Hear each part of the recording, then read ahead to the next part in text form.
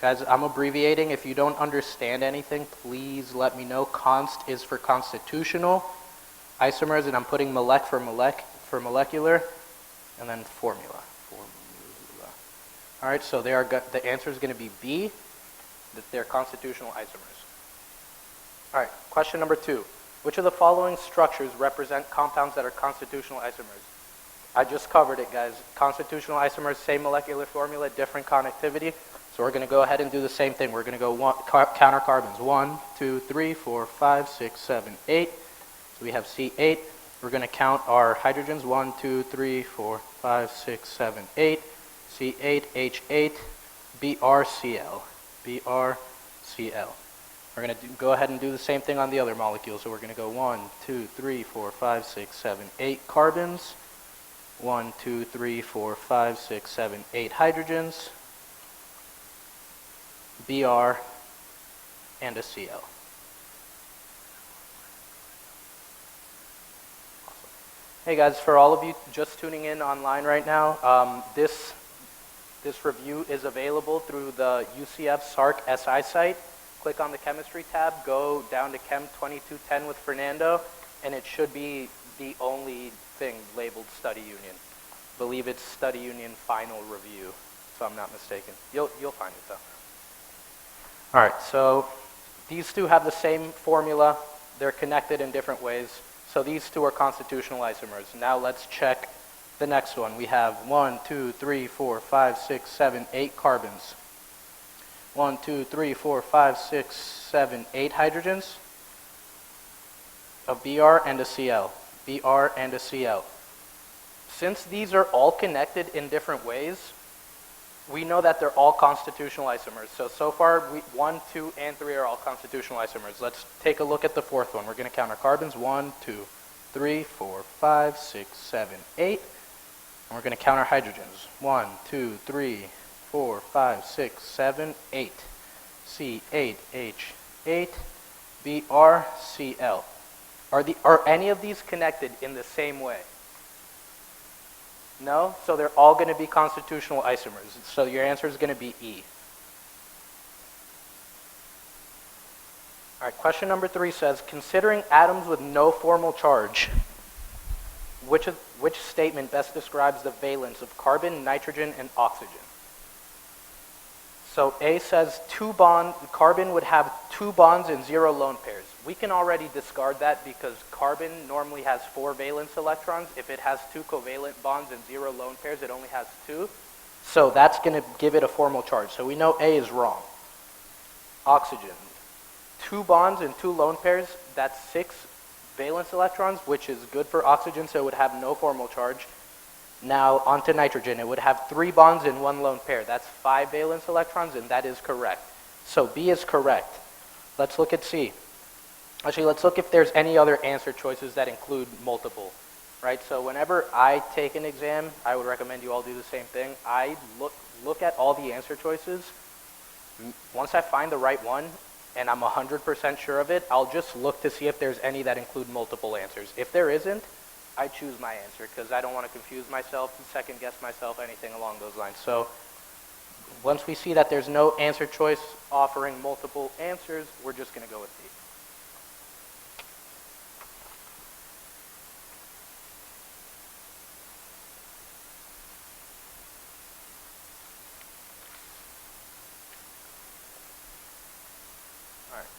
Number 4 says, in which of the following does a central atom have 2 pairs of non-bonding electrons? So for this, we're going to have to draw out the structures. You could do Lewis dot structures if you really wanted to. I'm not going to. I'm just going to make them regular bond line structures.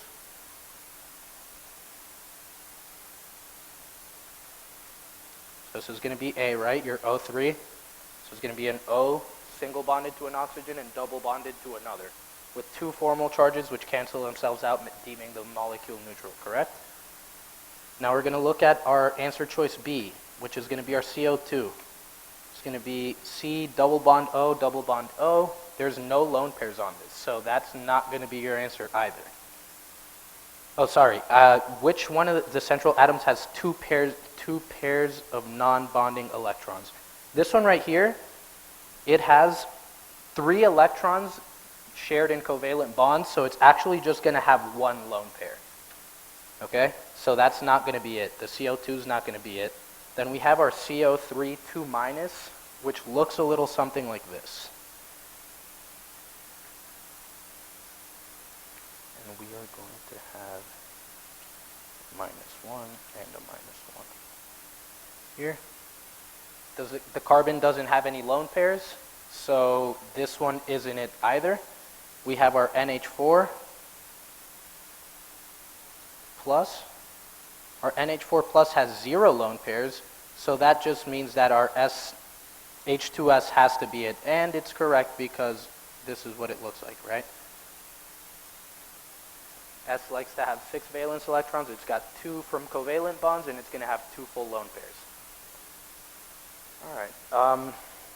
Next question, number 5 says, in ammonium, nitrogen has a valence of 4 and 0 non-bonding electrons. What is the correct formal charge of a nitrogen with 4 covalent bonds?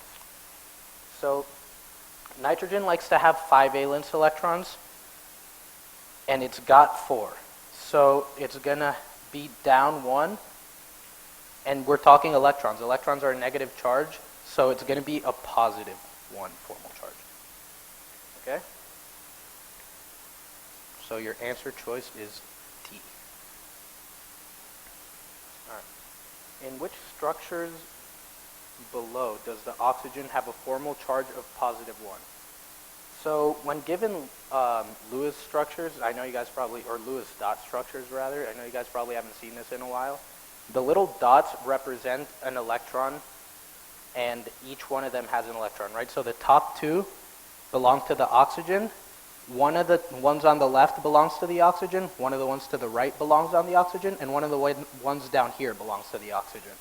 If we look, it has a total of 5 valence electrons. It likes to have 6, so this will have a charge of +1. Okay? Now if we look at our answer choices, there are multiple that include multiple answers, so we're going to have to look through all of them. On number 2, the oxygen owns both of these on top, both of the ones off to the right, and both of the ones off to the bottom. One of the ones off to the left, so it has 7.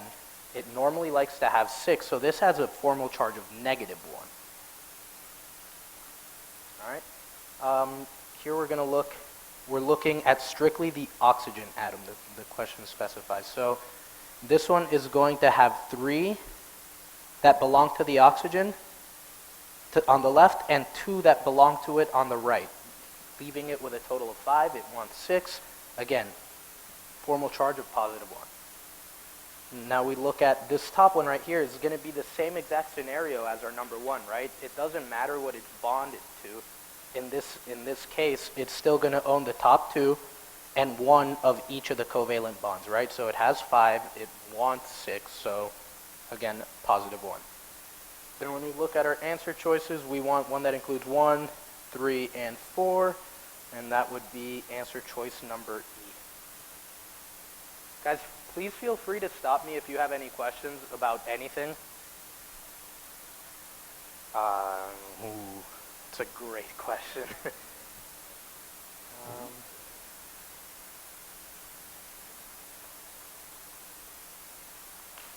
Is that good? I wish I could focus that. I'm not going to touch it. All right. So that was the only question? Awesome. Let's move on to number 7. All right. So it says, identify the hybridized orbitals involved in the formation of the CN sigma bond in the following molecule known as an oxime. So this takes it back to your whole, the whole hybridizations, which you guys probably haven't looked at in a while. We're going to cover this really quick. I'm going to make a pretty gross simplification, and we're going to make this little chart right here. So we're going to have number of atoms plus L dot P dot, which is lone pairs, right? And then on the right-hand side, we're going to have the hybridization. If the central atom is connected to 4, it's connected to either 4 atoms, it's connected to 2 atoms, has 2 lone pairs, 3 atoms has 1 lone pair, 1 atom has 3 lone pairs, it doesn't matter. There's still going to be 4 things it's connected to, and it will be sp3 hybridized. Similarly, if there's either 3 atoms or lone pairs on it, it's going to be sp2 hybridized. And if there's only 2 number of atoms or lone pairs connected to the central atom, it will be sp hybridized. Okay? Given that, we're going to identify the hybridized orbitals involved in the formation of the CN sigma bond. Okay, so we're looking at this bond right here. The carbon is going to have one group, which is the nitrogen off to the right. It's going to have one group off to the left, which is the methyl group, and one group downwards, the hydrogen. There's 3 groups, so that's going to, and it has no lone pairs, right? So that's going to be sp2. And then if we look at the nitrogen, it's going to have 1 lone pair. It's going to have this bond right here, the double bond to the carbon, and a bond to the oxygen. It has 3 atoms or lone pairs, so it's going to be sp2. So the bond is an sp2 hybridization. Any questions? Awesome. On to the next page.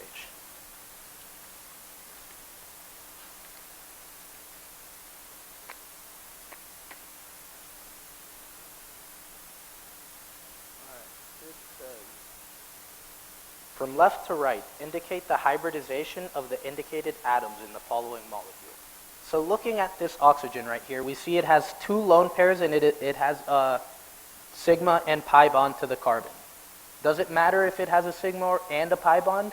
No, it just counts as 1 atom that it's connected to, right? So we're going to have 1, 2, 3, deeming it sp2, right? So our 1 is going to be sp2. Our 2 is going to be connected to 2 things, so it's going to be sp. Our nitrogen is going to be connected to 2 things, but it has a lone pair, so it's going to be sp2. And this carbon right here is connected to 4 different things. 3 hydrogens and the nitrogen, so it's going to be sp3. And if we look for an answer choice, that's sp2, sp, sp2, sp3. We'll find it in answer choice B. Is everyone cool with that? Awesome. All right, number 9 says the carbon-oxygen atoms in carbon monoxide are connected by which type of bonds?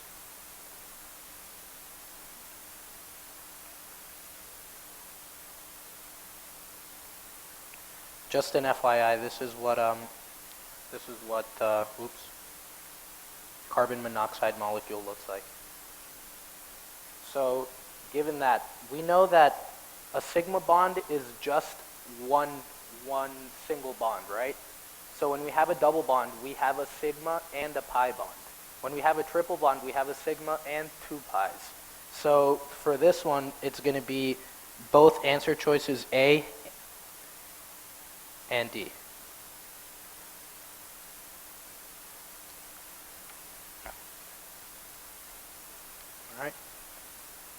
Number 10. So what is the approximate bond angle around the carbon in formaldehyde, a molecule with the formula H2CO? So all we're looking at here is just the basic aldehyde.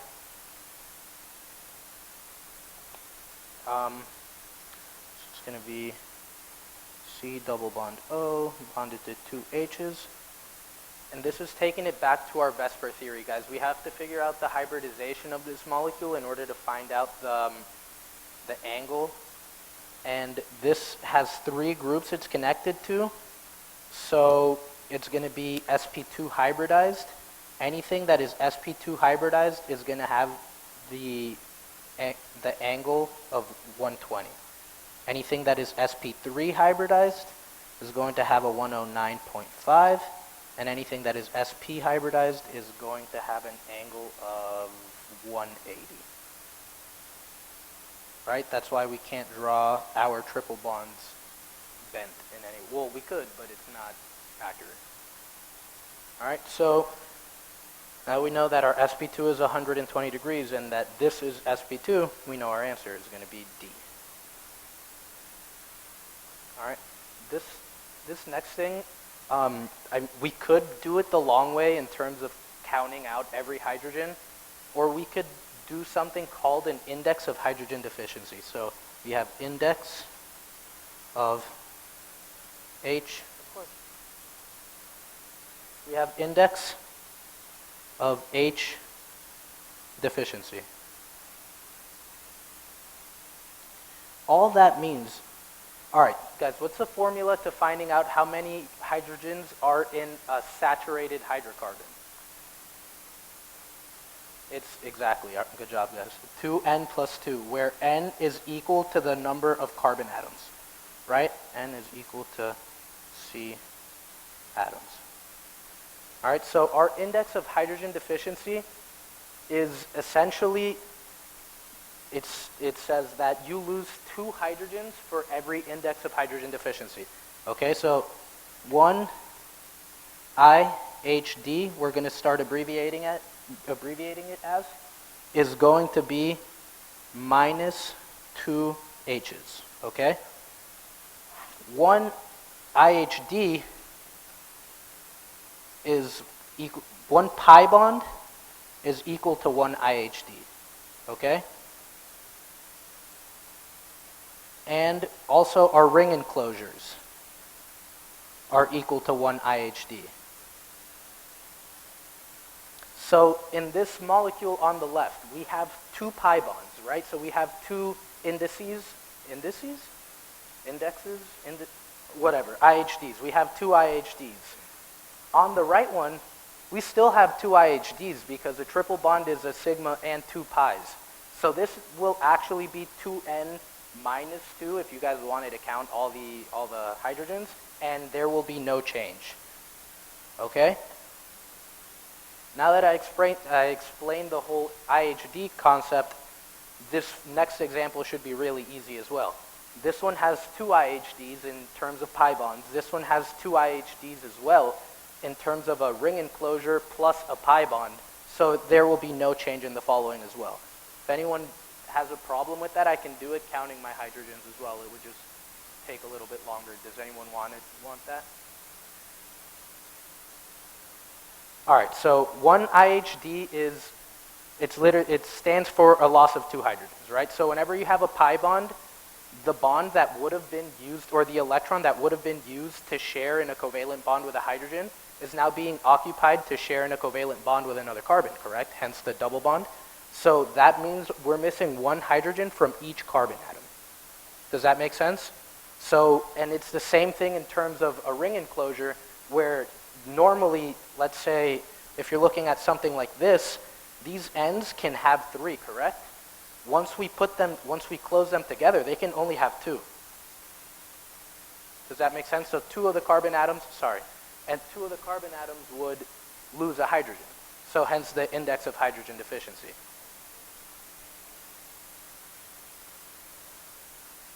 Exactly. Your triple bond is always 2 pi bonds. Does that make sense to everyone? Awesome. All right. Number 13 says, which of the following structures contains an aromatic ring? I mean, there's really not much to this one. It's just D, right? If anyone has a question as to why that is, please speak up. Awesome. All right. Now we're on to resonance, everyone's favorite, right? So if we're going to break these up and look at them as different things, right? So we're going to look at each thing separately. If we're looking at 1, all right, so let's simplify this a little more. What is resonance? Resonance is going to be your movement of electrons in order to stabilize your molecule, right? So your electrons can move from place to place, therefore stabilizing your molecule. So is there any electron movement in 1, or are they just constitutional isomers? They're just isomers, right? If we're looking at 2, would 2 be possible? Awesome, yeah. So A, the charge changes, and B, it's a vanillic charge. You guys can't do anything with any vinyl charges, radicals, anything, right? That's the least stable thing we've learned of so far. So that wouldn't happen either. What about number 3? Would that be able to happen? Yes, because we would move this pi bond over in between the first and second carbon, and that would bring our formal charge to the middle, right? So 3 works. Is there any answer choices with more than 1? Nope. So we know that the answer is going to be C. Any questions? Awesome. All right. And which of the following is a correct resonance structure for A? Number 15. So we're looking at this molecule right here. In terms of resonance, there's really not much we could do. I would bring this pi bond over to my nitrogen, making my nitrogen negative and my carbon positive. Do we have anything that looks like that? We do, D. So D is going to be our answer choice.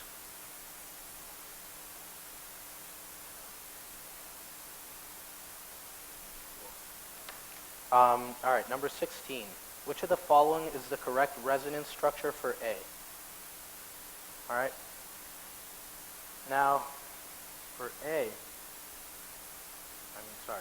for 16, I would probably resonate the lone pair on the nitrogen, resonate the lone pairs on the nitrogen down to here, bringing this, putting a pi bond here would break this carbon, that carbon's octet, so we're going to have to bring this pi bond down to the other carbon atom, and that's going to give us something like this. It's going to be N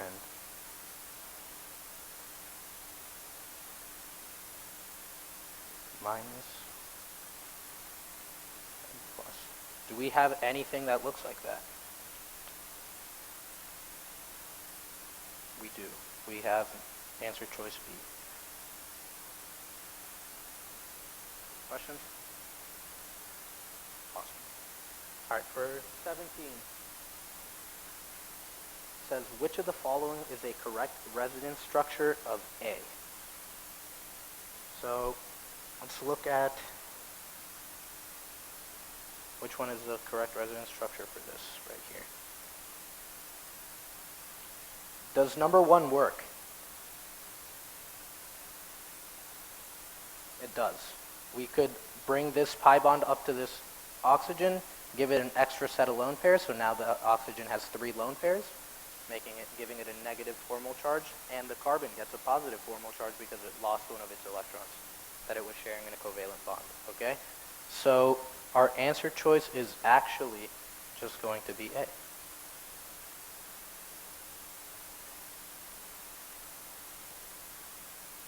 Everyone cool with that?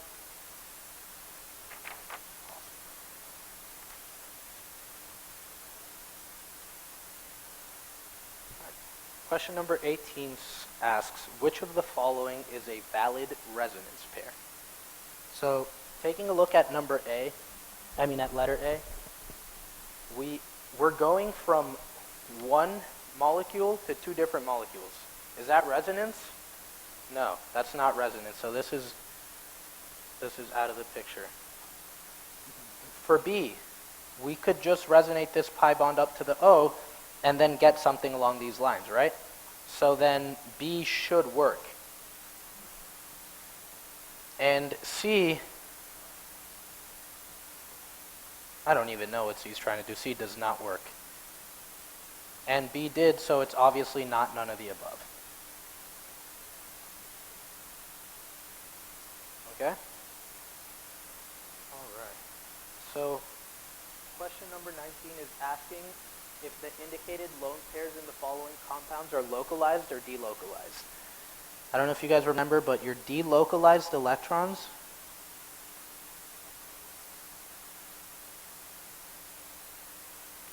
minus is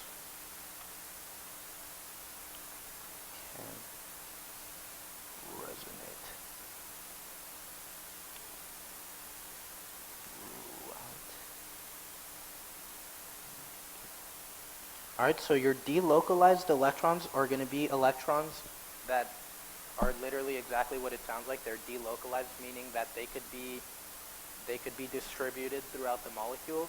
In other terms, they can resonate. You can resonate the lone pairs.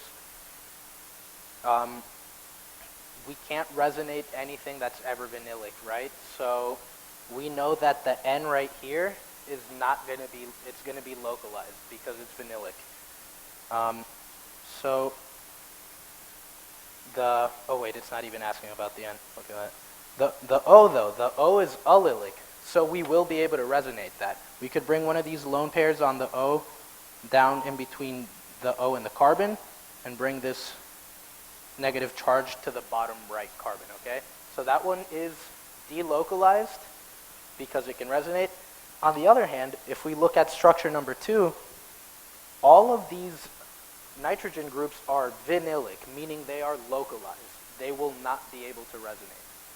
So our answer choice is C.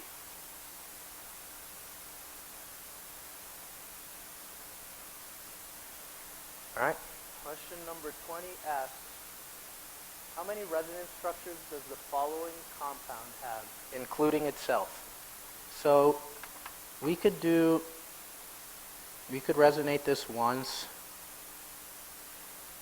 this way by moving the pi bond in here, which would yield something that looks like this. Or we also have lone pairs on this oxygen, on this initial oxygen right here. So we could have a resonance structure that looks like this as well. Well, we have delocalized lone pairs rather. So we're going to have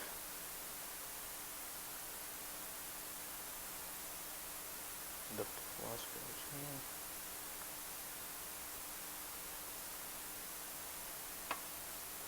So that's all I got. Those are the only 3 structures I could come up with. So, and that's actually your answer. It's going to be 3. Guys, there's no like shortcut or easy way to know how many resonance structures something is going to have. You're really just going to have to plug and chug. You really just have to work it out. All right, so for 21, says, in the following reaction, identify the acids and bases as well as the conjugate acid and conjugate base. So we're going to make a quick little chart here.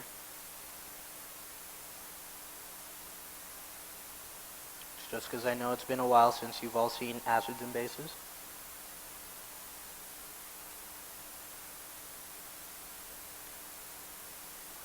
We have Lewis acids and bases and Bronsted acids and bases, right? We're not even really going to talk about the Arrhenius ones because that one's really outdated. The more updated one is going to be the Lewis, but I've seen him ask for both, so might as well cover both. So a Lewis acid is actually just defined as an electron pair acceptor, an electron acceptor. An electron acceptor could also be referred to as an electrophile, right?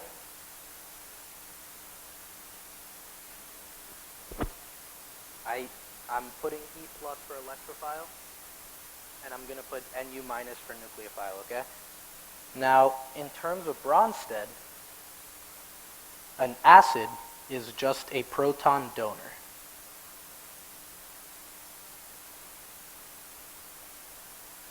And if we look at bases, a Lewis base is the opposite of a Lewis acid, so it's just going to be an electron donor or a nucleophile, right? Or the Bronsted base is going to be a proton acceptor. All right, so all of your Bronsted bases are included in your Lewis bases and acids and vice versa. But not all Lewis acids or bases are Bronsted acids or bases, okay? hence the little representation right here. The little circle in the middle is all the Bronsted. So everything that is a part of Bronsted is also a part of Lewis. But if you look at this little diagram, there's all of these things that I'm shading in right now that are Lewis but aren't Bronsted, okay? If you guys want to see a really quick example of that, as how something could be a nucleophile and not a proton acceptor. So we could have something like our BH3, something you guys are familiar with, right? BH3 has an empty p orbital.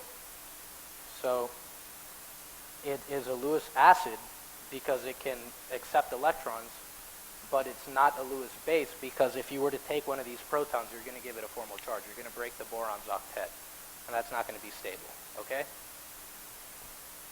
So back to the question. For the following reaction, identify the acids and bases as well as the conjugate acid and conjugate base. So we're looking at, I like to look at the molecule on the left side and then compare it to what it looks like on the right side to figure out what happened. So here we have our phenol, right? And here we have the deprotonated phenol. So we know that our acid is going to be the phenol, right? Because it donates its proton. We know that our base is going to be the NaOH because it accepts the proton. And whatever the acid was now becomes your conjugate base. And whatever your base was now becomes your conjugate acid. Okay, so we have acid, base, conjugate acid. Acid, base, conjugate acid. That's wrong. Base, acid, wrong. Base, acid, wrong. Acid, base, conjugate acid. That one is correct. So your answer is letter D. Everyone cool with that?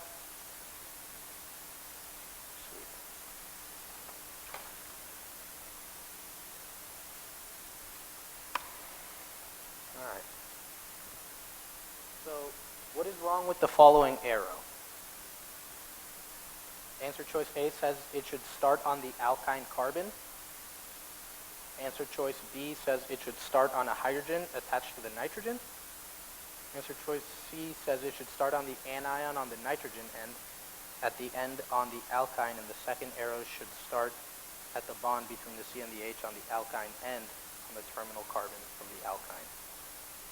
That was really wordy, yeah, but that's actually your correct answer. If you guys see, your arrows always flow from high electron density to low electron density, okay? So either from pi bond, a formal charge, or lone pairs, but it will never go from a positive formal charge, right? I'm talking either negative formal charge, lone pairs, or pi bonds. So the answer was C. Which side will the following acid-base reaction favor? Fun. So when we're talking about equilibrium, like which side is favored in an equilibrium, we have to remember our ARIO. Do you guys remember what that is? ARIO stands for atom, resonance, induction, and orbital. All right, so if we look at, oh, by the way, guys, when we're talking about ARIO, what are we comparing? We're going to be comparing our conjugate bases, right? Compare conjugate base. And equilibrium will favor your more stable conjugate base, right? Because the stronger the acid, the weaker or more stable its conjugate base, and equilibrium always goes away from your strong acid, right? So in this case, we're going to have to first determine what our acid, base, and conjugate base are. So this is going to be our acid, it's going to be our base, it's going to be our conjugate base, this is going to be our conjugate acid. So we're actually comparing the hydroxide with whatever this is. your other conjugate base. So when we look at ARIO, the negative charge is held by the same atom, so we can look past the A in ARIO, right? Now when we look at the second part, resonance, one of these is resonance stabilized, meaning that it will be more stable than the other. So your reaction will favor the left-hand side because, your reaction will favor the right-hand side because that is where your more stable conjugate base is. Is that cool with everyone? Yes.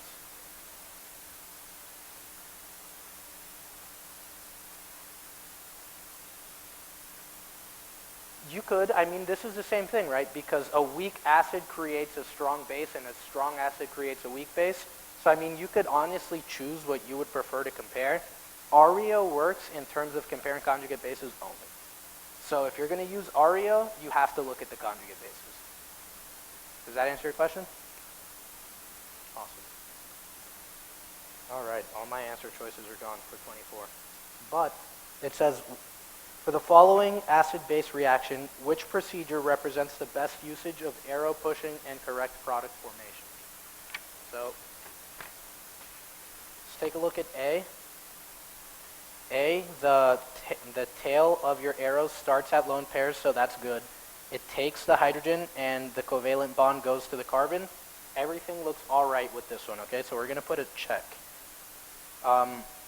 This one would not work because we wouldn't have a loss of a hydrogen for no reason. And also, the bond is going from the covalent bond to the tail of your arrow is going from the covalent bond to the hydroxyl group, which would not happen.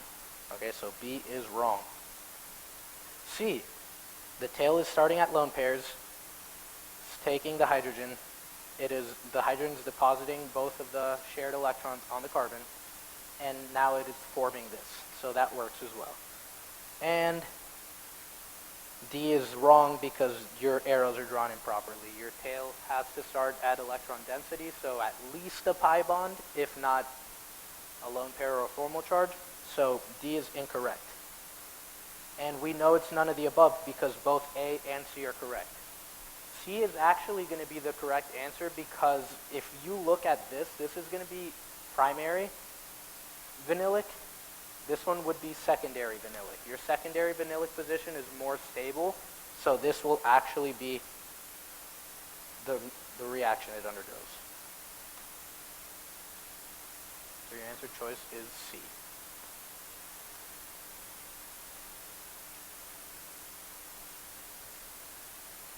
All right. Which side will the following acid-base reaction favor? We have our ARIO again, right?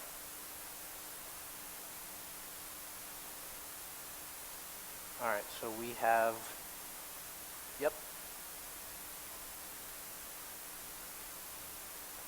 So we have our atom, resonance, induction, and our orbital. All right, so this one is going to be our base.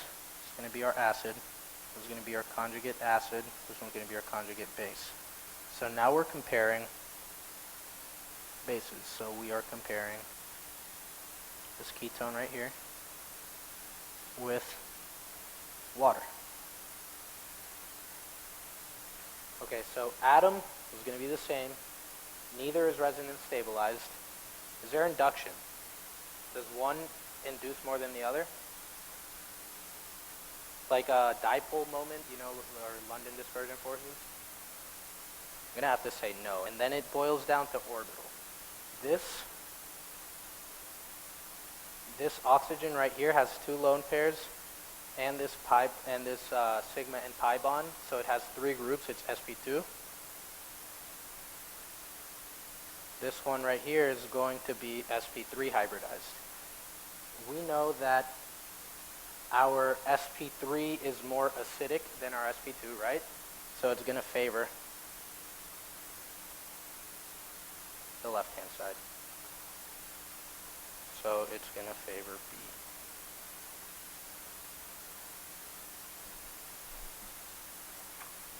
Yeah.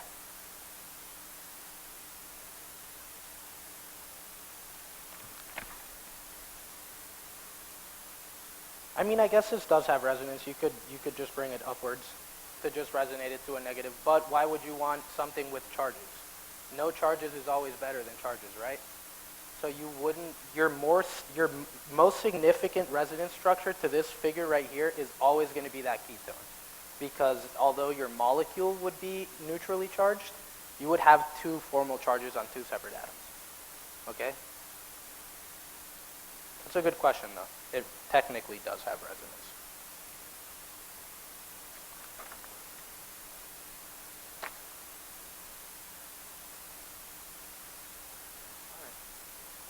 So this next one right here says, identify the Lewis base of the following reaction. Our Lewis base we had defined as what? Our electron donor, correct? So our electron donor can also be called a nucleophile. Which one of the following, so if we look at A starts as molecular chlorine, right? So it's going to be Cl2. B starts as FeCl3, and it turns into FeCl4, and the Cl2 became Cl. So the Cl2 obviously donated one of its chlorines to the FeCl, right? Making that the nucleophile. And if that's our nucleophile, it's going to be our Lewis base. Okay? So question number 27 says to identify the Lewis base. The Lewis base to this is going to be our nucleophile, right? Could this be a nucleophile? It's positively charged, guys. It's actually lacking electrons from being neutral, so no, it doesn't have an excess of electrons. So this is just a given. It's going to be A, right? Just because our other ones are electrophile, meaning it's our Lewis passive. Is everyone good with that? Cool. Which is the best description? Yeah, description. Also, guys, FYI, and for everyone at home, please disregard the numbering. I know I skipped a couple numbers. I had to number them by hand because it kept giving numbers to all the answer choices as well. So disregard if I ever skip a number or two. Just go off of what's. This will all be posted online, so just double check everything. Don't just get 1 through 30 or 1 through whatever. All right. So number 28.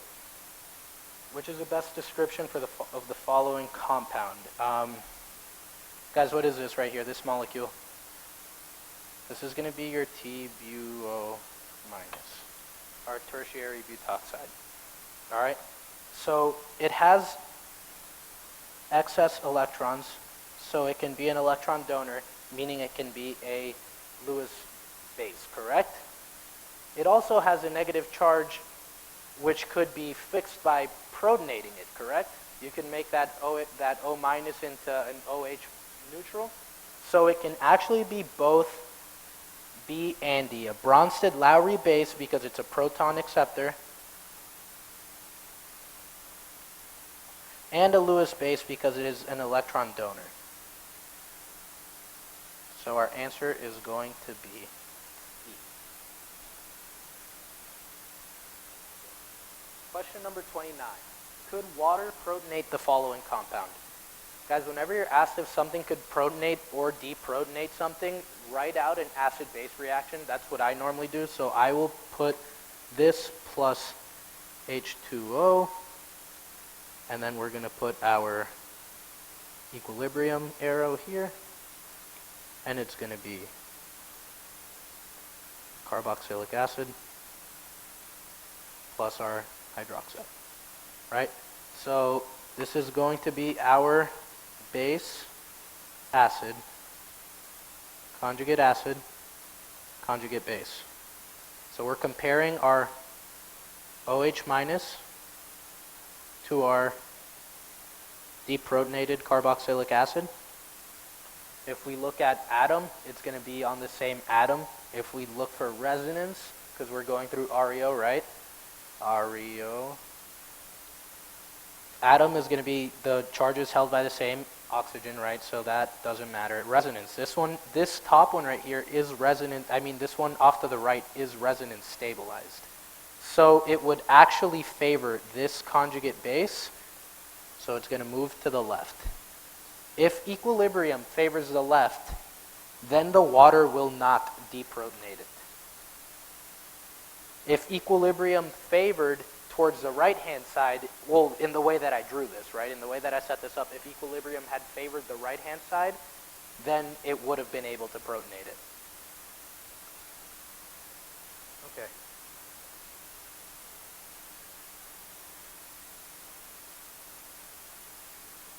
All right, so it cannot protonate it because we're setting up, so this, you agree that this is what it would look like if water could protonate it, correct? It's going to be our oxide plus H2O is going to be now an alcohol plus OH minus. So then we could just find which way the reaction would favor, right? Which way equilibrium would favor. If it's going to favor the reactant, if it's going to favor your original molecule, then it's not going to deprotonate it. If it favored the carboxylic acid, right? So if this were the better conjugate base, the hydroxide or hydroxide, then it would have favored the right-hand side. Does that make sense? All right. 30. What is the IUPAC name for the following compounds? I'm going to go ahead and just write down these rules really quick. The IUPAC naming rules. Guys, if you don't do this systematically, I would really recommend that you do. It makes it a lot harder for you to make errors on something as basic as naming too, because this goes from, I believe, chapter 3 is when you first learn, to literally the end of Orgo 2. You will use the same rules, obviously learning a few, like a rule or two on top of it. You know, maybe exceptions or something gets priority over one another, but the basic premise is still the same. So the first thing I like to do is identify my parent chain. ID, parent chain. Your parent chain is going to be the longest chain of carbons that you could trace without lifting your pen off the paper, or longest consecutive, right? So we can go 1, 2, 3, 4, 5, 6, 1, 2, 3, 4, 5, 6, 7, 1, 2, 3, 4, 5, 6, 7, 8. So we found our parent chain is probably 8, right? The next step, so we're just going to put octane. Our next step, or the thing that I'd like to do next, is going to be to identify and name your substituents.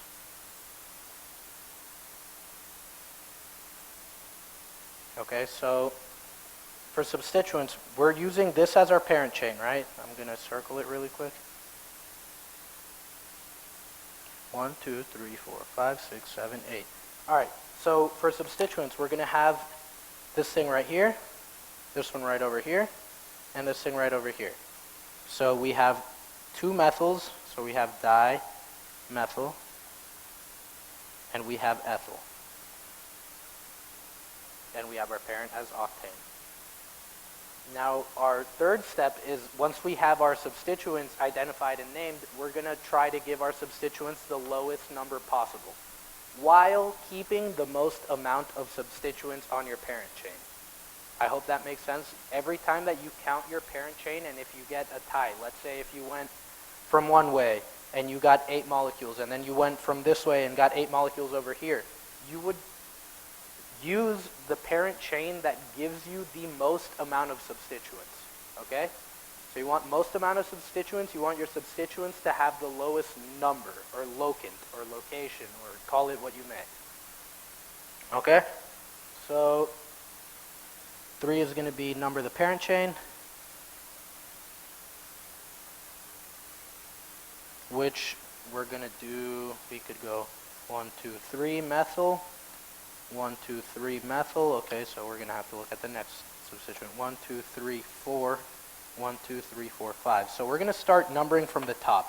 1, 2, 3, 4, 5, 6, 7, 8. So we have a 3, 6 dimethyl, and a 4-ethyl. Okay? So you name your parent chain, you've identified your substituents. Now step 4 would be to arrange your substituents in alphabetical order.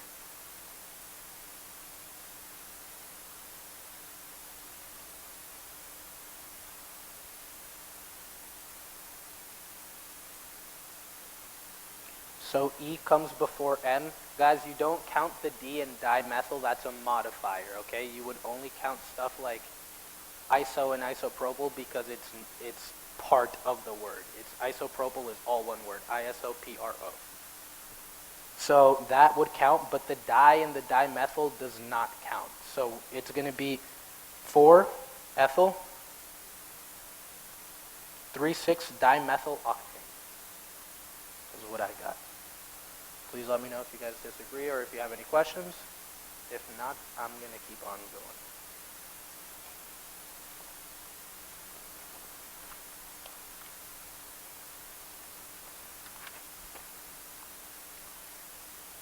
All right. The next one says, what is the IUPAC name for the following compound? So again, same few steps, right? We're going to identify our parent chain, we're going to identify the substituents, number our parent chain, and then we're going to alphabetize. So our parent chain is going to be this cyclic ring right here. So it's going to be a cyclohexane. So cyclohex. Then we're going to have two substituents. We're going to have an ethyl and a methyl. Since they are both hydrocarbon or alkyl substituents, neither of them has priority over one another, so you're going to prioritize in terms of numbering alphabetically, okay? If you guys were in my SI session on Thursday, we were talking about this and we couldn't really figure it out. I looked it up and put it on the review specifically for that reason. You alphabetize. So it would actually be, would it be 1-ethyl, 2-methyl, or 2-ethyl, 1-methyl cyclohexane?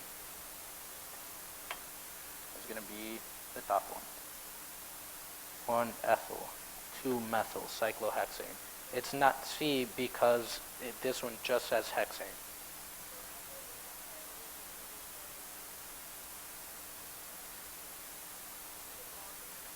That from what I couldn't find it in your book didn't specify between the two. I'm going to talk to Dr. Dowdy and figure it out for you guys 100%, but I went on the Mastering Organic Chemistry, the website, and I just started Googling it a bunch of times, and I found that you do alphabetize once they're not. So let's say bromine and chlorine, what do? One isn't more special than the other, you know? You just give priority to bromine because B comes before C. Does that make sense? And you give and you can't say it's because of size, because bromine gets priority over iodine, and iodine is bigger. Does that make sense? So it's not in terms of size as far as I'm concerned. Again, like I said, I will double check for you guys with Dr. Dowdy to be 100%, but I've read everywhere else online that it is alphabetized. Okay? Guys, I'm going to teach you a quick little trick because, I mean, I talked about it in SI and people didn't seem to know. When you're naming these common substituents, you don't have to memorize this. If you know this is going to be 1, 2, 3, 4 carbons, you know it's butyl, right? Whether it's iso, sec, or tert really just depends on this carbon right here. The one that I'm drawing a circle on, okay?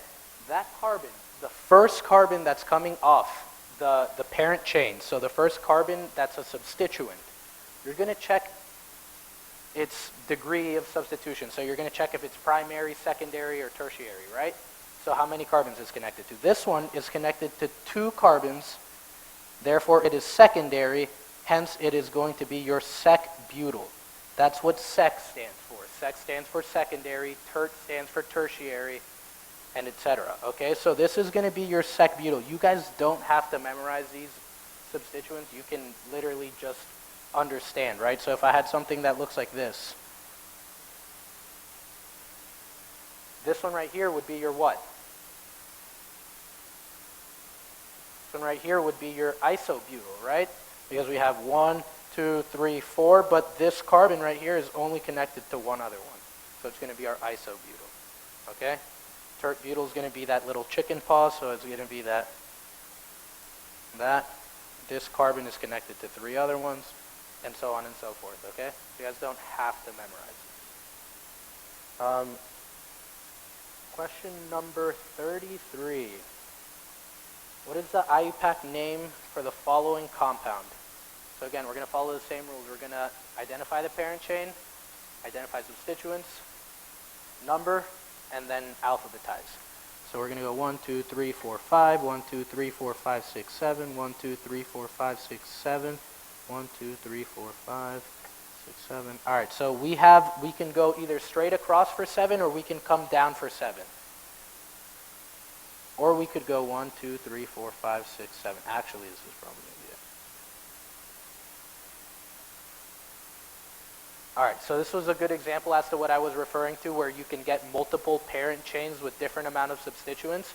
We could use this top hydrocarbon, this linear hydrocarbon right over here, as our parent chain, but that would only give us 2 substituents, an isopropyl and an ethyl. We're not going to do that. We're going to use, we could have actually used starting from here coming down as well, but that would still only give us 2 substituents. If we use the one that I've circled right now, we get 3 substituents, so that's what we're going to do. All right, so now that we've identified our parent chain, we're going to identify our substituents. We have 2 ethyls and a methyl, so we're going to have diethyl and a methyl. Okay? Now, if we start numbering from down here, we can get a substituent at locations 2 and 3, as opposed to this one, the earliest we'd get it is at 3, so we're going to start numbering from over here. We're going to go 1, 2, 3, 4, 5, 6, 7. All right, so we're going to have a 2-methyl, 3,5-diethyl. So it's going to be 3,5-diethyl, 2-methyl heptane, because we have a 7 carbon parent. And your answer choice would be C. Guys, if you haven't noticed, I mean, this is what I would recommend at least. Try working out the problem without looking at your answer choices. It's what I do every time. That way I can't trip myself up and I can get to go with my gut instinct, you know? That normally, that's on average, it's right. So I normally just like to work it out and then double check if my answer is in the answer choices. If it's not, then I'll just figure out what the answer choices want. Yeah.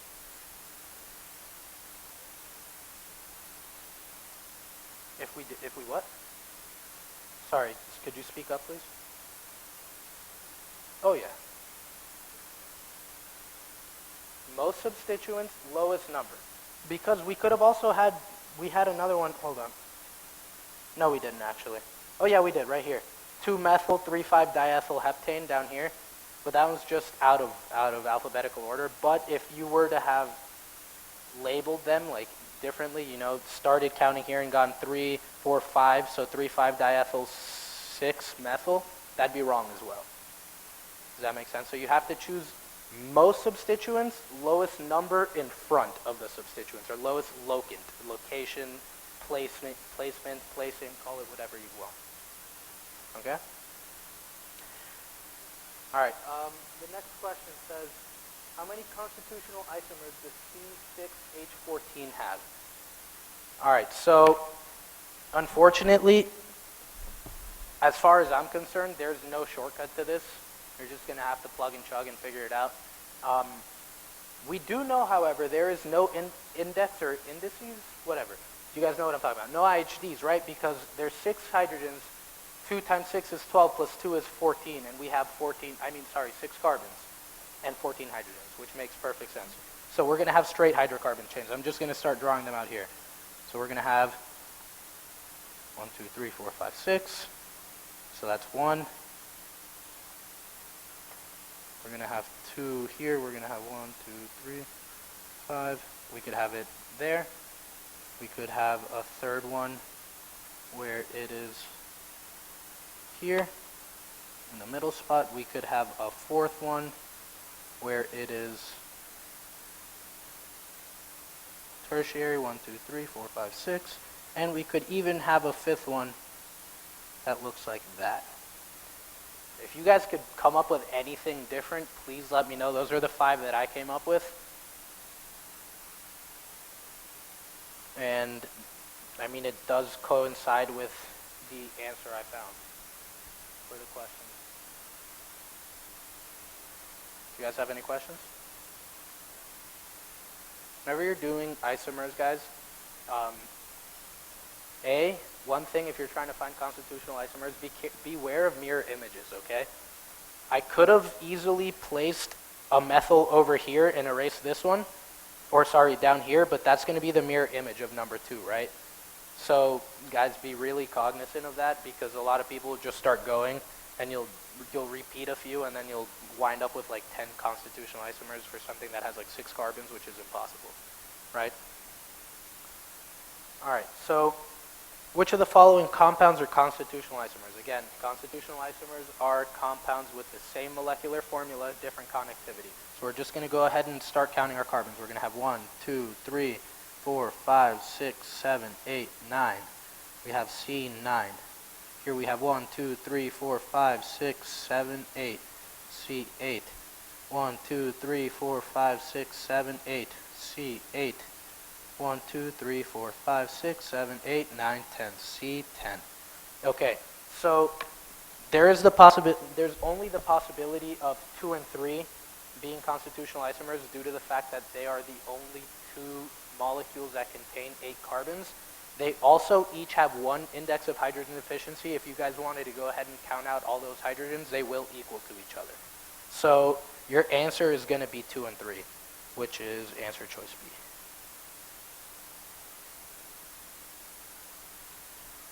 All right, fun. Using Newman projection.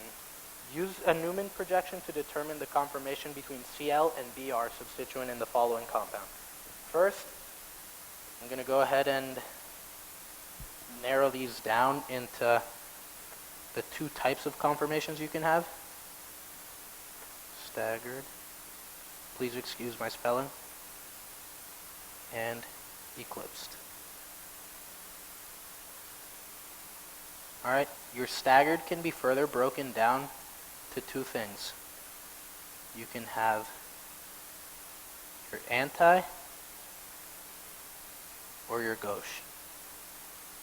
All right, your anti is going to be when the dihedral angle between your 2 substituents that you're looking for is 180 degrees, okay? I'll clarify what I mean by dihedral angle in a second for anyone who doesn't know. Your gauche is going to have a dihedral angle of 60 degrees. And your eclipsed will have a dihedral angle of 0 degrees. Okay? What I mean by dihedral angle, I'll show you guys while working out this example, I guess. So we're looking at this Newman projection down the C3-C2 bond, right? We know it's the C3-C2 bond because bromine gets priority over chlorine, so that we're going to start naming from the left to the right. Okay, so he could not give you an arrow and just say looking down X bond, looking down the C3, C2, or C2, C3, and that would change everything, right? So please be aware of how to do that, and be aware that he more likely than not will ask you something like that. Okay, so this right here would be looking down C3, C2 bond, and I like to draw my Newman projection, I like to draw my front carbon labeled as a little dot. So I know that I'm going to have a methyl coming downwards. I'm going to have a chlorine going up and to the right. Up and to the left, sorry.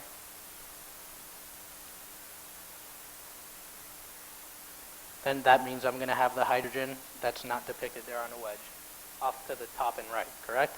I'm going to draw in my back carbon. My back carbon is represented by this little bubble I'm drawing right now. My back carbon is connected to a methyl up top, a bromine at the bottom right, and a hydrogen at the bottom left. Okay? Now, it's asking what the conformation between Cl and Br, right? This is what your dihedral angle means, okay? So here to here is half the circle, meaning it's 180 degrees, okay? This is going to be your lowest energy or most stable conformation, okay? So anti is going to be lowest energy.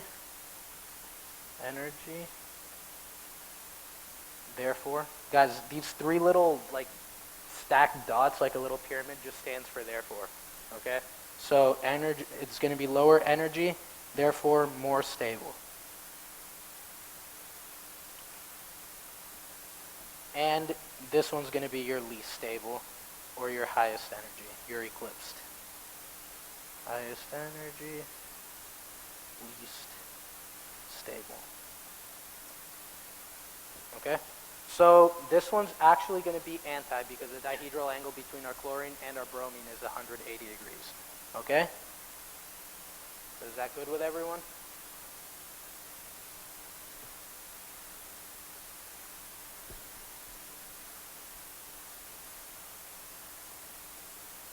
Yeah, guys, please let me know whenever this isn't on. We're video streaming this for people online, and they're not seeing what I'm seeing. So, everyone's good with that? Awesome. All right. So, number 37 asks, which of the following is a Newman projection for the following compound is viewed down the indicated bond? So, we're looking through here, okay?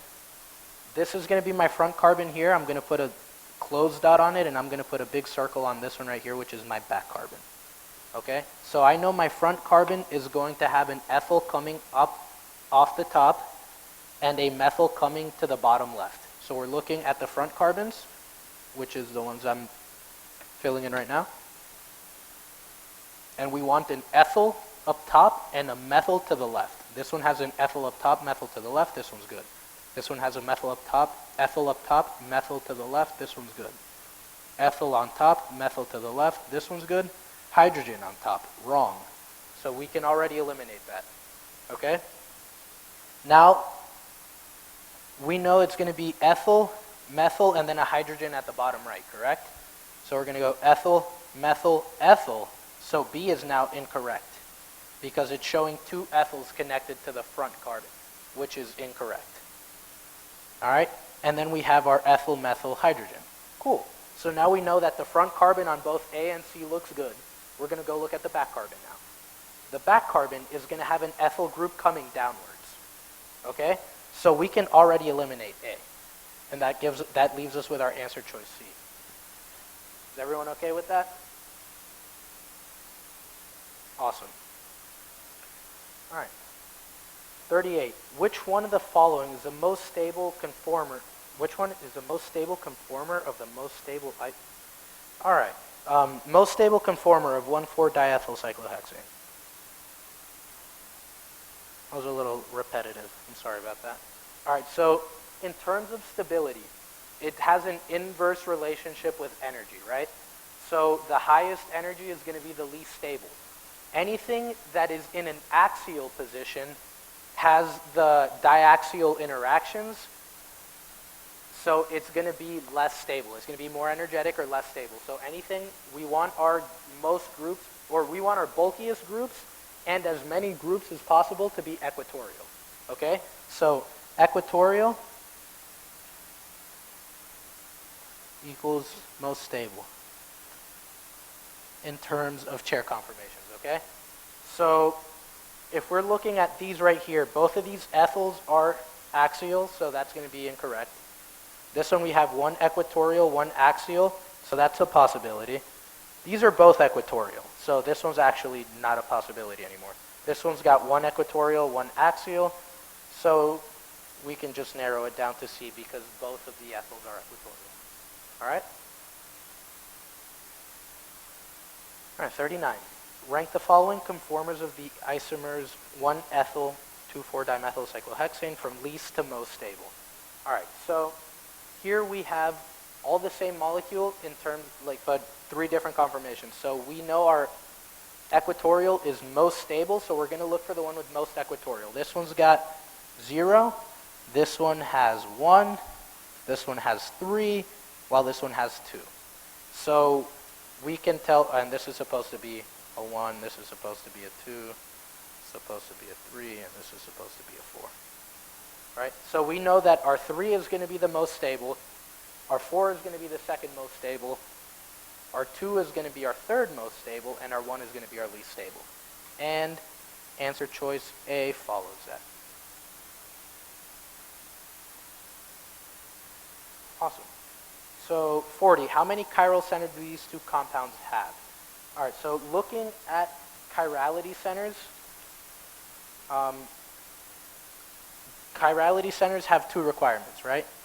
Chiral carbons need two things. One, it needs four different substituents. So all four need to be different.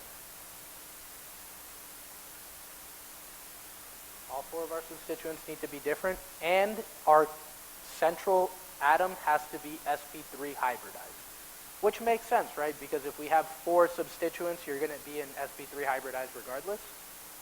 So, yeah, the two kind of go hand in hand, so it's sp3 hybridized.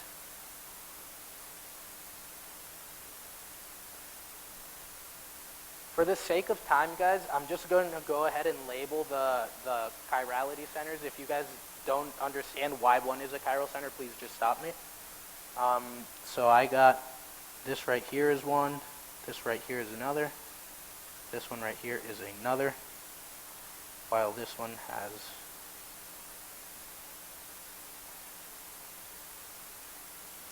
all right, so there's going to be 3 on this compound right here and 5 on this compound right here, yielding a total of 8 chiral centers in both compounds. Does anyone not agree with that? Or does anyone not see why one is chiral? Yes.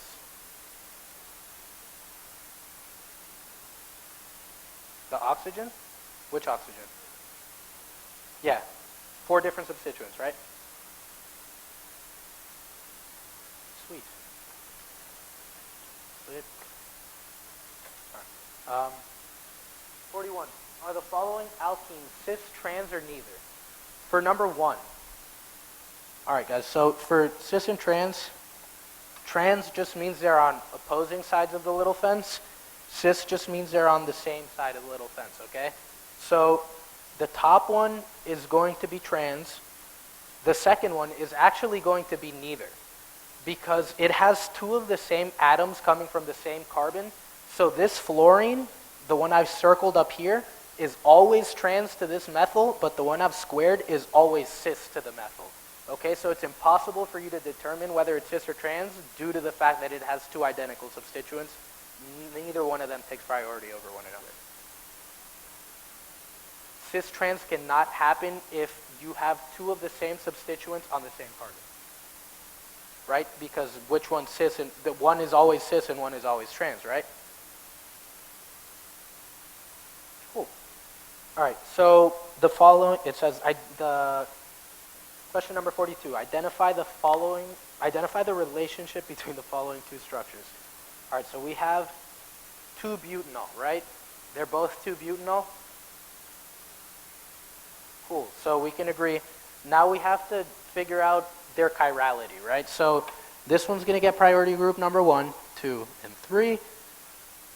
And this one's going to be an S configuration. This one right here is going to be 1, 2, and 3. This is R. You're 100% right. Thank you, dude. Thank you to whoever said that. R. This bottom one is going to be 1, 2, 3. So this bottom one right here is S, but our lowest priority group is not on the dash, so we're going to have to change it. So it's going to be S. I'm just going to put a therefore R. Okay? So these are both R2 butanols, so they are they're identical compounds. Huh? Oh, sorry. Trans and neither. Thank you for pointing that out. All right.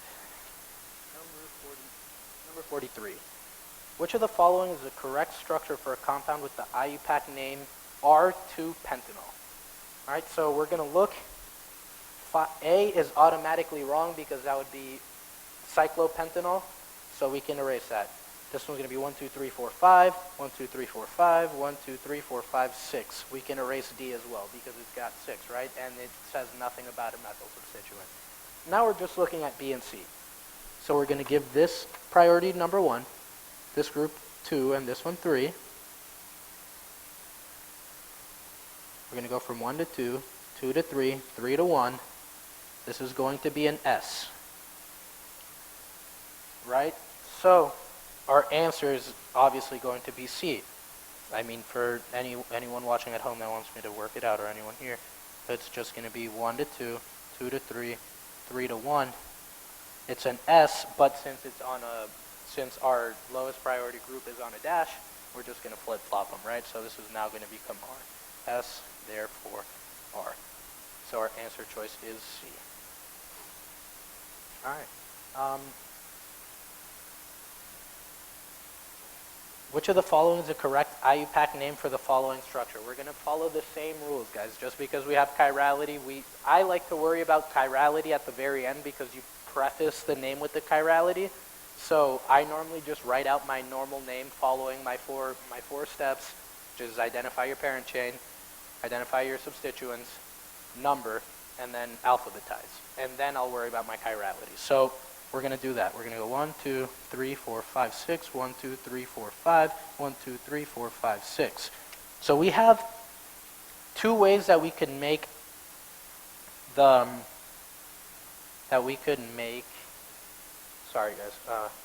we can make a hexane, right? We could start up top here, 1, 2, 3, 4, 5, 6, 4, 5, 6. Actually, we have three ways we can make the hexane, right? We could start up top here, finish down here. We could start here, finish over here, or we could start over here and finish on this one. They're all going to yield 6, right? So we're actually going to use these two, the two that I'm filling in now, because they will give me 2 substituents, right? Well, it doesn't matter if I use this one or this one, right? Because we're going to have a 2-methyl regardless. But yeah, I'm choosing this one right here. So we have a 1, 2, 3, 4, 5, 6. So we have a hexane. We have a methyl and an ethyl. Methyl, ethyl. We're going to start numbering. We're going to start numbering from this side. 1, 2, 3, 4, 5, 6. So we're going to have a 2-methyl, 3-ethyl. So we have blank, 3-ethyl, 2-methyl, hexane. So anything that doesn't have that we can cross out, but they all have it, so we can't cross anything out. Cool. Now we're going to go ahead and assign priority to this. This one's a little bit tricky in terms of assigning priority because our number 1 priority group is actually going to be this carbon right here that I'm trying to circle, but it's not working. I'll try doing this in red. It's going to be this carbon right here, the one I'm filling in red, because it is connected to 3 carbons as opposed to connected to 1 carbon and 2 hydrogens, right? You guys are all aware of what to do once the atom is the same, right? You look at what they're connected to. So I like to think of it in terms of like playoffs, like a playoff system. So this one's going to be our number 1. Our number 2 would actually be up here because this one is going to be CH2 bonded to a CH2. This one's going to be a CH2 bonded to a CH3. So, and then we're going to get 3 over here. So our red arrow is moving in the S direction, but our lowest priority group isn't on the wedge, so it's going to be S, therefore R. So our answer is R, 3-ethyl 2-methyl hexane, which is B.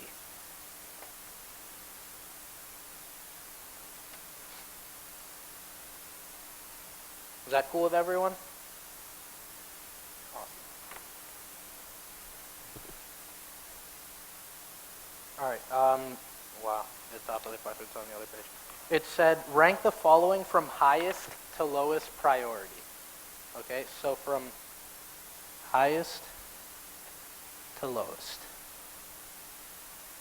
All right, so when we're talking about priority in terms of assigning RRS configuration, we're looking at atomic mass, right? This right here is going to be our highest priority instantaneously because bromines are heavier than any carbon, right? Because all the other ones, we're just looking at carbon, carbon, carbon. So since we have the bromine is going to be our highest, so we have 4 is greater than. We're going to look at what these are connected to now. We have this carbon is connected to a nitrogen probably 3 times, right? Because C triple bond N with another C from it satisfies the carbon's octet. But that doesn't matter. O is heavier. It doesn't matter how many nitrogens is connected to. O is heavier, so your 3 gets priority over your 2. So now we have from 4 to 3, and your nitrogen gets priority over hydrogens, obviously, so it's actually going to be in order 4, 3, 2, 1. Answer choice D.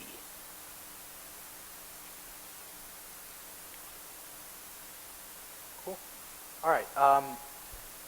The next one's a little obnoxious, but all right. So for this next one, we have to start numbering from a certain side. You guys remember, right? We've learned to assign priority to alcohols.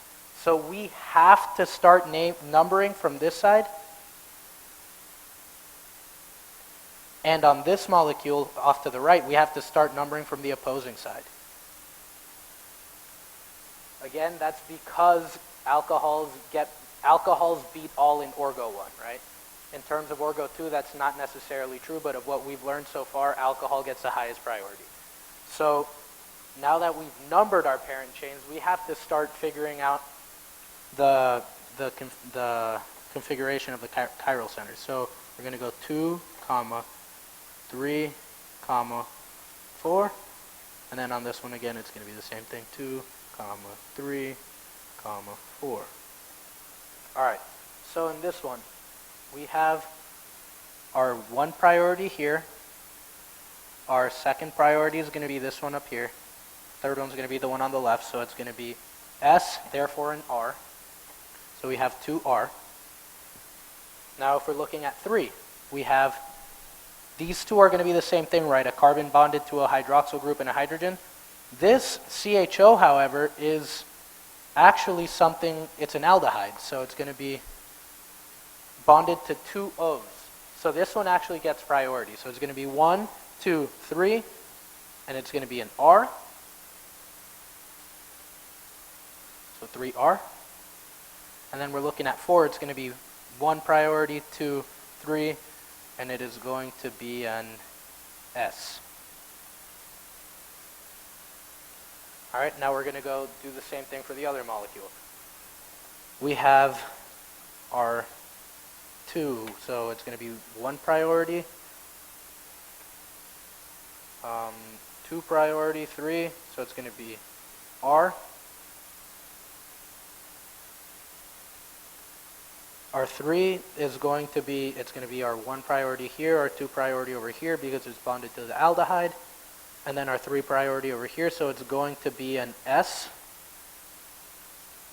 And our 4th chirality center is going to be 1 priority, 2, and 3, so it's going to be an R, therefore an S. Now if we're looking at this, we went from 2R, 3R, 4S to 3R, 3S, 4S. We had a change in one of the chiral centers, so that is going to be a diastereomer, okay? All right, so guys, for diastereomers, two things. You need more than 1 chiral compound, right? More than 1 chirality center. Because if you invert the single chirality center it has, you don't have a diastereomer, you have an enantiomer, right? So you need more than 1 chirality center for diastereomers.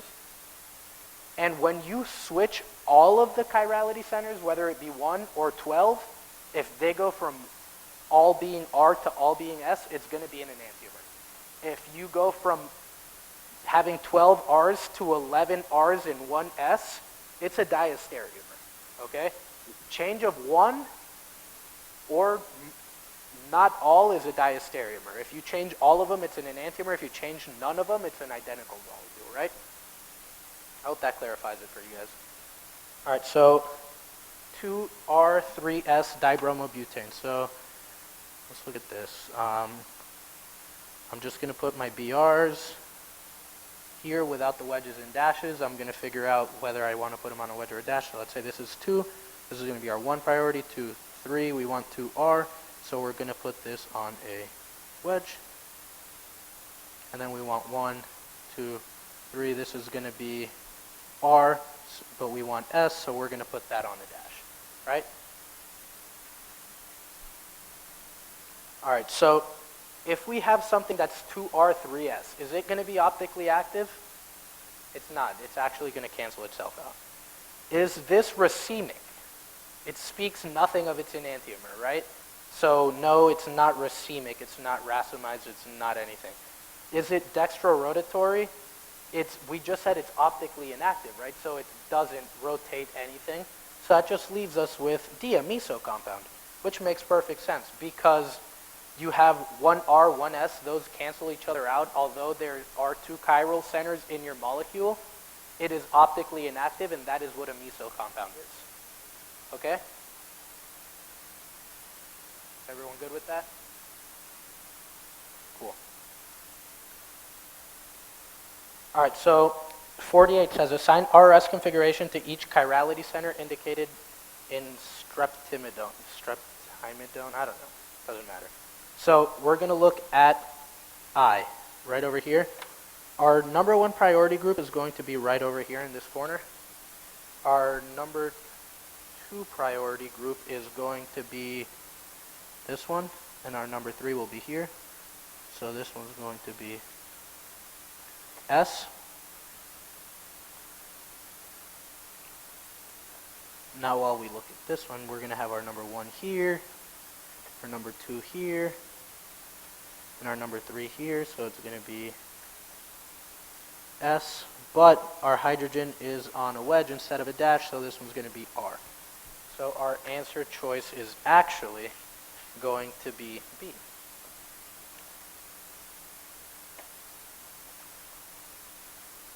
All right, again with this. So which of the following structures is correct wedge dash drawing of the following Fisher projections? Oh.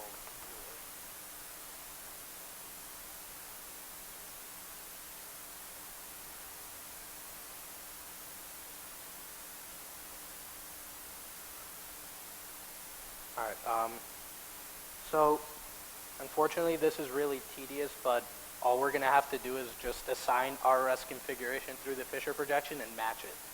You guys have to remember, though, the one thing about Fisher projections is that you guys have to remember this little diagram. I like to think of it as my little carbon bow tie. All right, and all this is saying is that everything that is horizontal to your carbon, as in all of these hydroxyl groups and all of these hydrogens, are considered to be on wedges. So if you have your lowest priority group on horizontal to your carbon, you're going to have to invert whatever you get. So if you get R's for all of them, they're all going to be S. Okay? And vice versa. So we're going to start just working this out. This is going to be 1, 2, 3. This one's going to be R, therefore it's an S. This next one is going to be 1, 2, 3. So it's R, therefore it's an S again.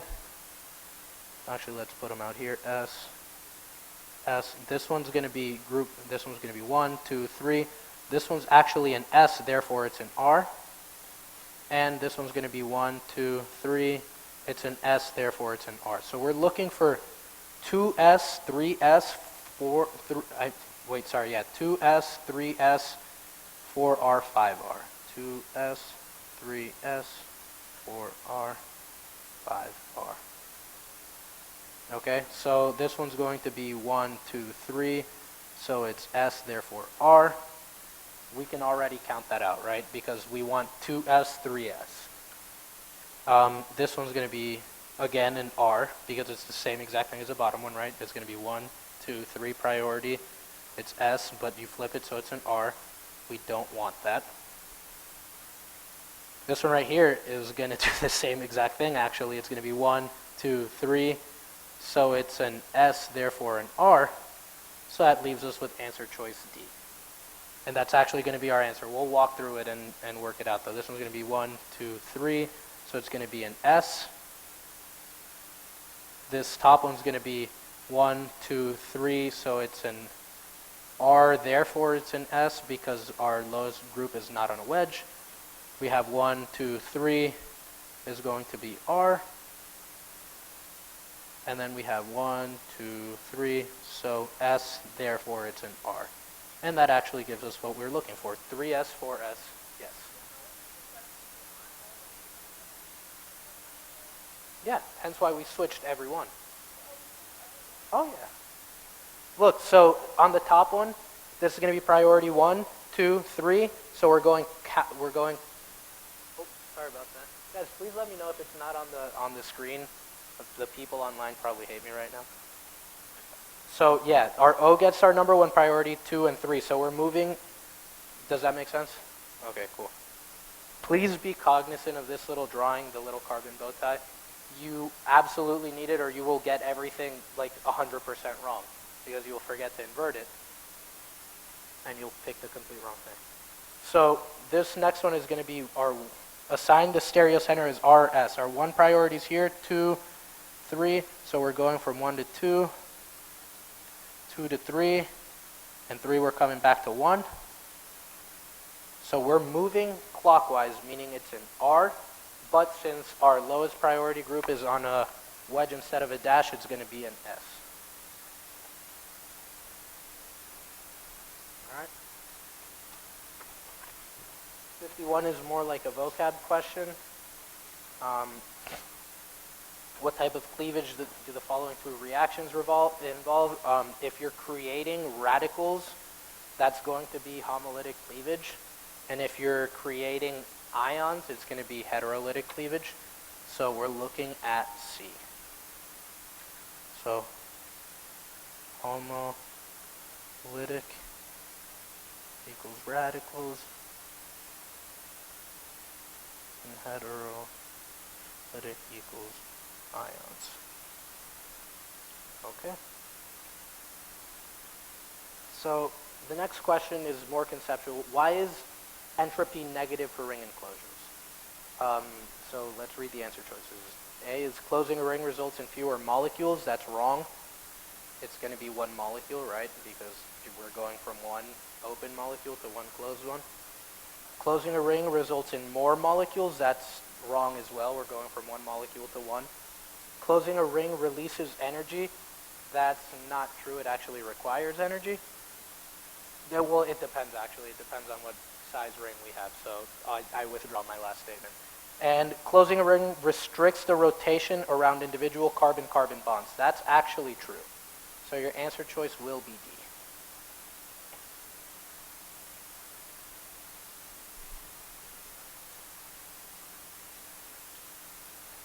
All right. 55.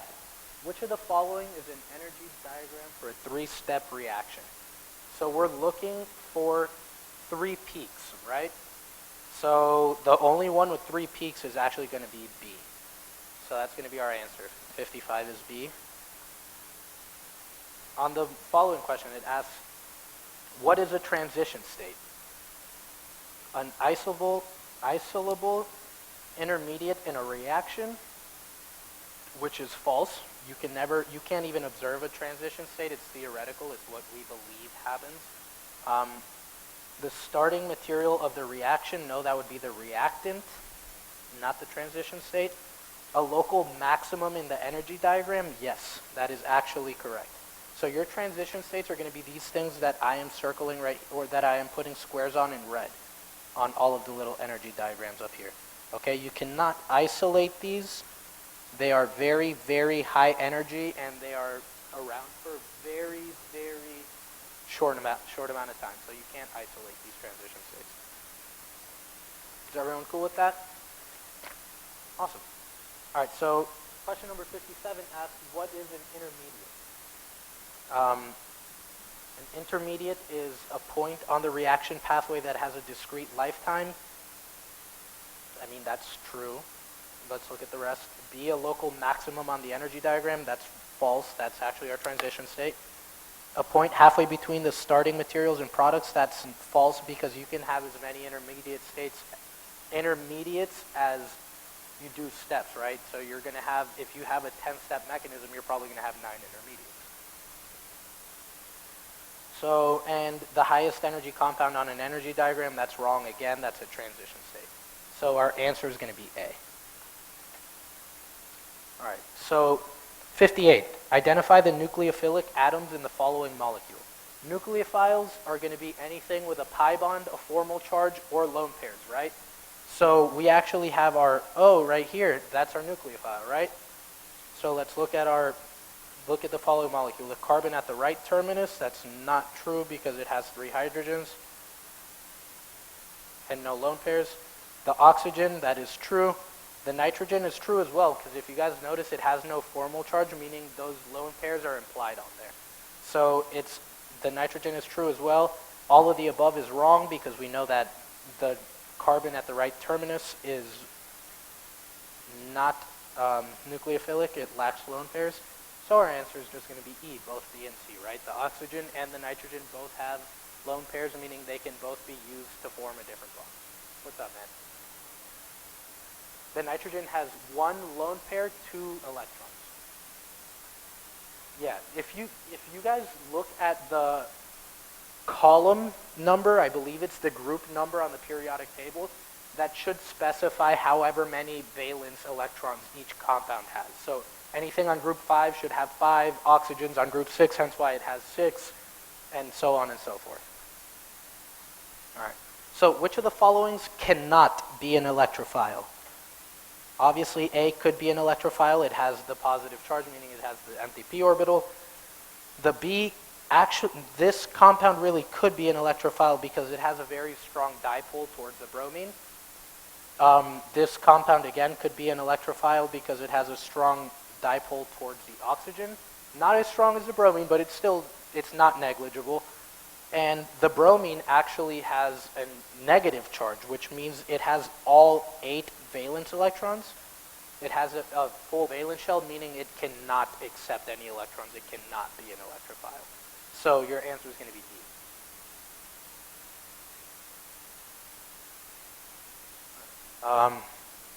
Question number 60. For the following reaction step, indicate which pattern it belongs to. So we have our methanol attacking our ketone. I don't really know if that would be a ketone if it has a positive charge. But regardless, we have our O attacking that and joining onto it. So it's going to be a nucleophilic attack, right? The O uses its lone pairs to attack the carbon, and hence why we get what we have. It says, for 61, it says, for the following reaction step, indicate which pattern it belongs to. So we have a hydrogen moving from the tertiary position to a secondary position, bringing our formal charge to the tertiary position, which is more stable, right? So that's just a hydride shift or skeletal rearrangement. Skeletal rearrangement can be 2 things. We can have our hydride shift, and we can have our methyl shifts. Why would a methyl shift not have been practical in this situation?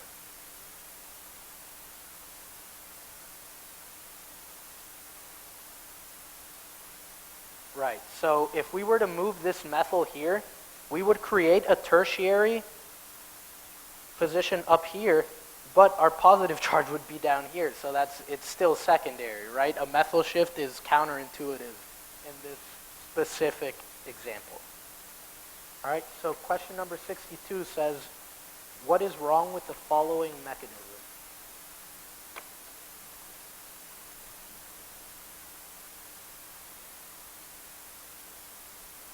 All right, and the answers are, there is no leaving group, so there could be no arrows, which is false. We have H2O, so we already have a good leaving group.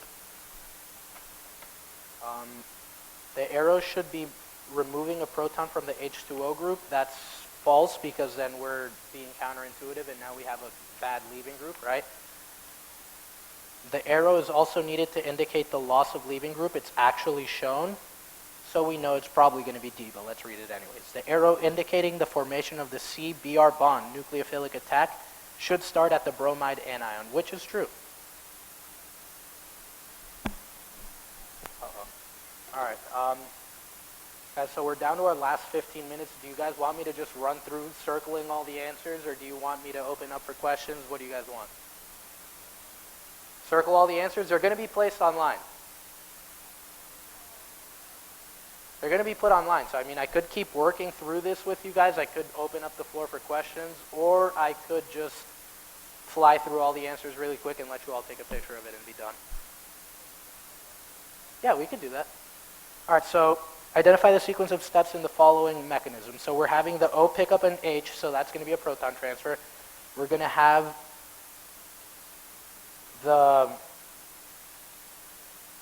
this H down here be eliminated, meaning it's taken by another molecule, meaning that's going to be a proton transfer as well. So they're both going to be proton transfers. All right. So identify the sequence of the following steps. This one right here is going to be another proton transfer. We already did this one. The methanol is going to perform a nucleophilic attack. Then we're going to have, again, the loss of this hydrogen, so another proton transfer. So proton transfer, nucleophilic attack, proton transfer, and then we are going to have, it's actually just 3. Yeah, so proton transfer, nucleophilic attack, proton transfer. So answer choice B. All right. Identify which of the following is the correct IUPAC name for the following structure. We can go 1, 2, 3, 4, 1, 2, 3, 4, 5, 1, 2, 3, 4, 5, 6, 7, 1, 2, 3, 4, 5, 1, 2, 3, 4, 5, 6. So we have heptane. We have a substituent of 1. We have a bromine substituent, and we have 2 methyls, so dimethyl. So now we just have to worry about giving this the proper numbering. So we're going to start numbering from here because if we start numbering from the left, we can give a 2 location to our bromine. If we start numbering from the right, we'd give a 3 to our methyl. Okay, so we're going to start from left to right. So we have a 2 bromo, then we have a 3, 4, 5, so 4, 5 dimethyl. So, and we know that there's going to be something in front of the 2 for the bromo. Bromo 4, 5. I'm not going to write it out. I'm just wasting time. So we're going to have to figure out, this is going to be our number 1 priority. This is going to be our 2. This is going to be our 3. So it's going to go R. Therefore, it's an S because our lowest priority group is not on the wedge. So it's going to be 2S bromo 4,5 dimethyl heptane. All right.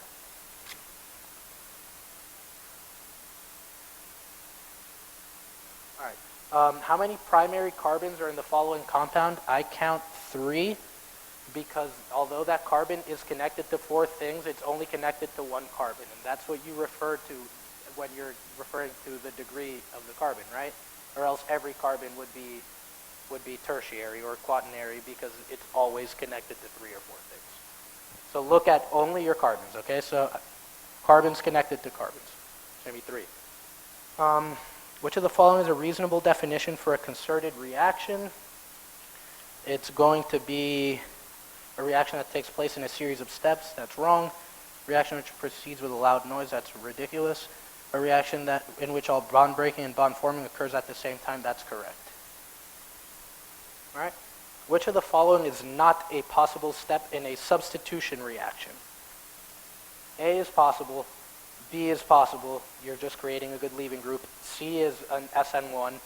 D is actually an addition reaction. So that's going to be our answer, okay? Whenever you are going from a pi bond to no pi bond, you're adding, you're not substituting. Okay? Which of the following is the product of the following SN2 reaction? In this right here, guys, we have a secondary substrate and a strong nucleophile. It's actually going to ring and close. So we're going to go, what happens in an SN2 reaction? What happens to our stereochemistry? It's inverted, right? So we're going from 1, 2, 3. So we're going from an S, meaning that our answer has to be in an R, okay? And we also have our oxygen as 1 atom, and we have 2, 3, 4, 5 before the bromine. So we're going to have cyclopentane, right? Including the, so we're going to have, we can't call it a cyclopentane because it's got an oxygen in it, but it's going to be a 5-membered ring. And we want it to have an R configuration because it underwent an SN2 reaction. So we're actually going to go, this one's going to be 1, actually hold on, this one's going to be 1, this one's going to be 2, this one's going to be 3, this one's R, therefore it's S, A is wrong. This one is a 6-membered ring, that wouldn't happen. This one's a 6-member ring, that wouldn't happen, so we can default to C. Yeah, of course.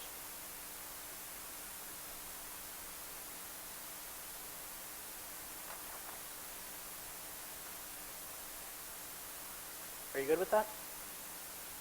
Awesome. All right, so rank the following substrates from most to least reactive in an SN2 mechanism.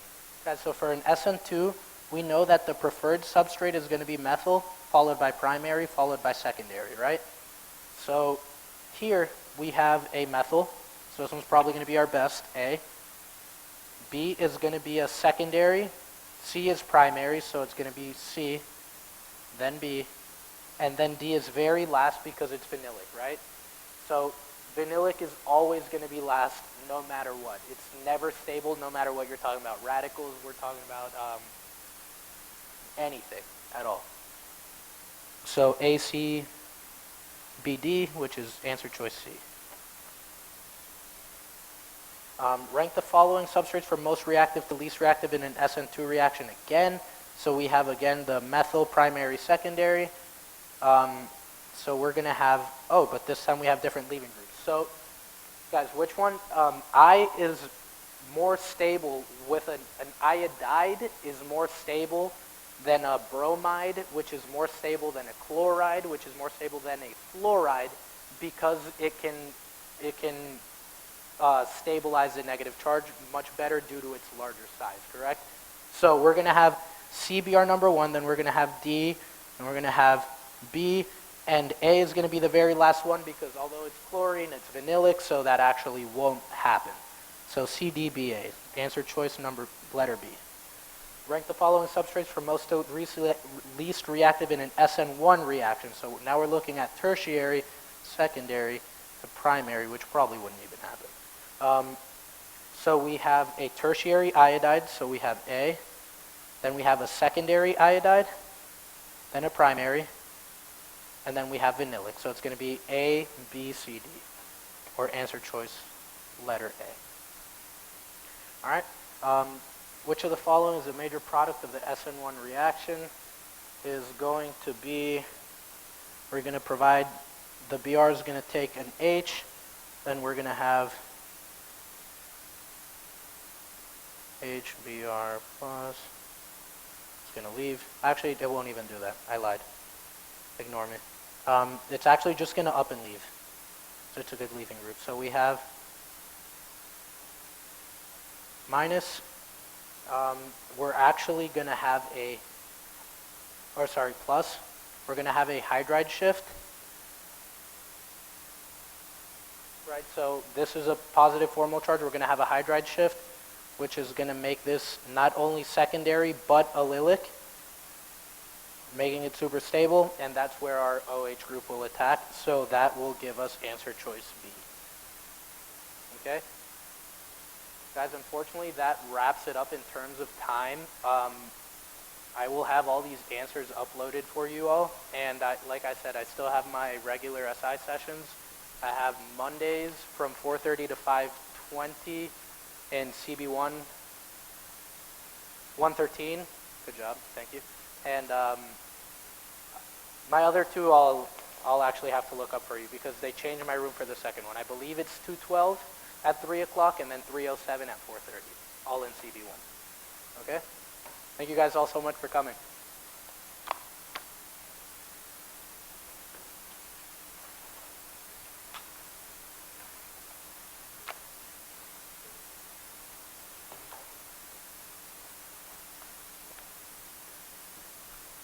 Also, I should have all the answers up and on the UCF, the Google Sark SI site by tomorrow at the very latest.